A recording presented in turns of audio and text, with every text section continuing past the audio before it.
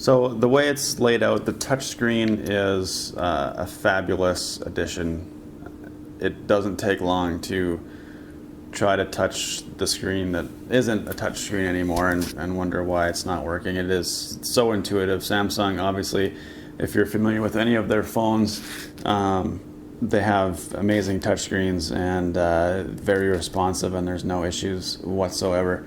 You can jump on the menu here, scroll up and down, use the buttons over here. There is a lot of quick and easy options due to the touchscreen. You can touch autofocus tracking just by touching somebody on there. I've limitedly tested that out and it has done a great job. I could easily see using that for a wedding when someone's walking down the aisle. It focuses and stays with the person very, very well. I'm sure there's going to be some times that it's going to want to jump to somebody else, but from what I've used so far, very good. Click on the function button over here and you bring up these little sliders for a lot of different options depending on the mode that you're in. So I'm on aperture priority right now. I can adjust the aperture by just moving this down, adjust the ISO here, and the plus minus, white balance, camera settings, autofocus, some of the flash settings here, and it's really simple. And if you don't want to use the touch screen, you just go through the menus the exact same way. I was a little bit hesitant with the touch screen because I've had some cameras in the past that have employed those, Sony for example, and they weren't as good as I was hoping. I was constantly pushing and holding, and you'd move your finger and it wasn't responding properly. No problems whatsoever, very easy to use. Pinch zoom as well, finger slide through the pictures. I don't have a card in here so I can't show you that, but just like you would on a phone, and it is spectacular. Outside viewing, everything else, I don't have any issues whatsoever. Looking through the EVF, when you put your eye up there, it just changes over, and you can see through the electronic viewfinder. When I shot the wedding, I was a little bit concerned about the battery life, so I had the display off and only worked through the EVF. And I went through 1.5 batteries over an 8-hour time frame, shooting just under 1,000 frames likely. So that was actually better than I was expecting. I'm sure I could drain it a lot faster by going through the screen. If I took a picture and then looked back, it would bring this up with the display of the shot that I took. So it was using the screen, it just wasn't always on. I do like how this moves down. I know some people have complained that it should swivel over, but they do this more so for the video, and I actually like it for taking formal pictures. When you've got somebody in the lineup, you just flip this up and you can look down like so. A lot easier than coming down the tripod and looking through the frame.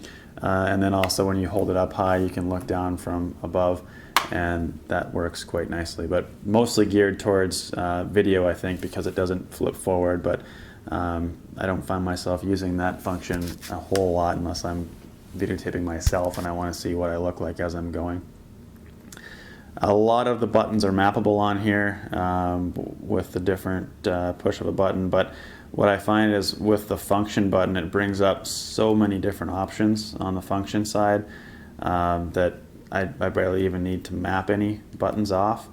But there is that option, and it's very easy to use and very nice. I like it quite a bit. Didn't have any issues whatsoever with the one wedding that I shot it with. So battery power, these guys operate on this size battery, 1900, 22,000, I don't know. They do have backup options available off of Amazon, which is what I went with. So I've got a backup here.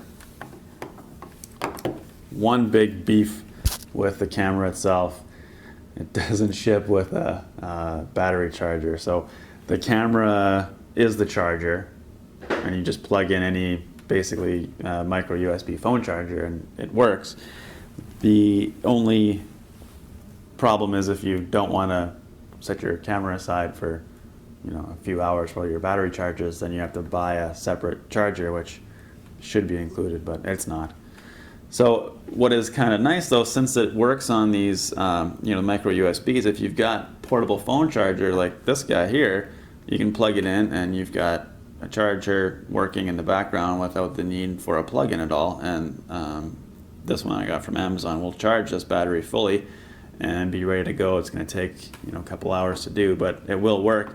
Same thing is true, I could plug this right on the camera and it will charge the battery as I'm using the camera, but then I've got to dangle this piece somewhere.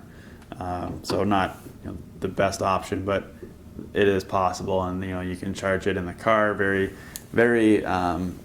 there's a plethora of adapters for car charging and all that kind of stuff, since it's just your regular micro USB charger.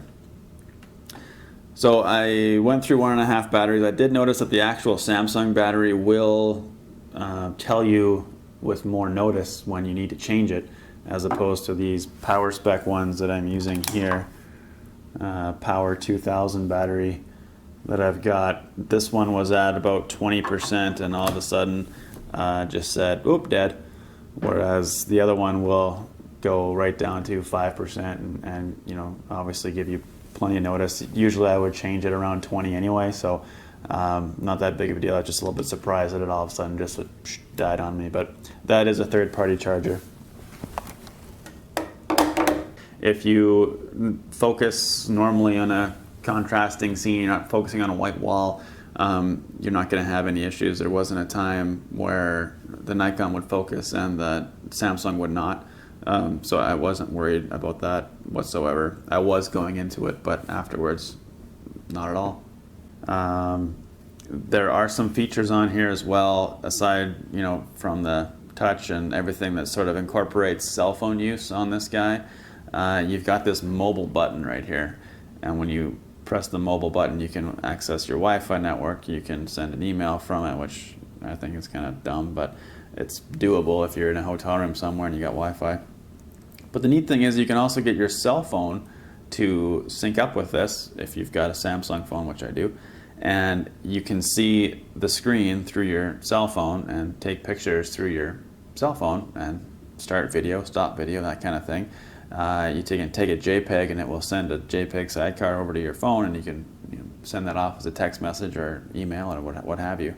And when I go to update the firmware, you can update it right through here. So super simple, and love that. Possible downside, one SD card slot, but on this 700 that I've been using for 4 or 5 years, one compact flash card slot. Their new thing is having 2, but if you were used to just shooting with 1, people are going to say, oh, how could you have all that stuff just on 1? You need redundant backup. Well, I shot with 1 film canister, I shot with 1 SD card, and I'm shooting with 1 compact flash card and 1 SD card. So no big deal.